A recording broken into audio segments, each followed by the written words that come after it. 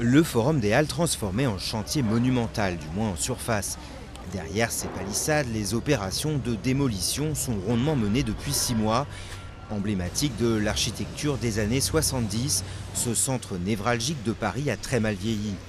Chaque jour, 150 tonnes de béton partent à la décharge, sans compter la ferraille, le bois, le verre. C'est la dépose qui est compliquée, comme tout le reste.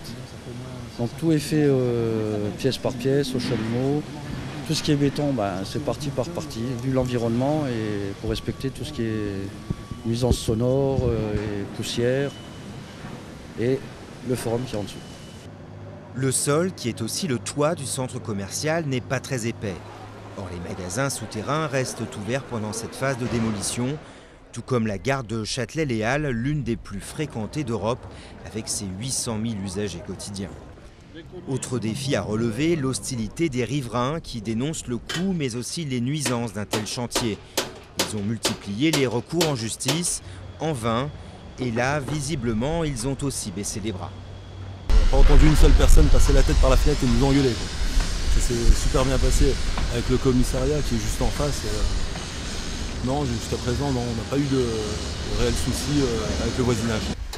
La démolition devrait être terminée courant 2012. Il faudra ensuite étanchéifier le trou ainsi créé, avant de bâtir une nouvelle structure ultra-moderne, une canopée de verre qui coiffera un centre commercial entièrement réagencé.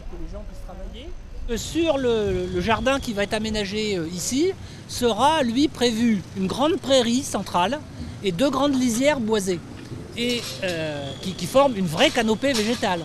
Et la canopée architecturale de Patrick Berger, ça va être le prolongement de la canopée végétale et ça va former un grand ensemble magnifique.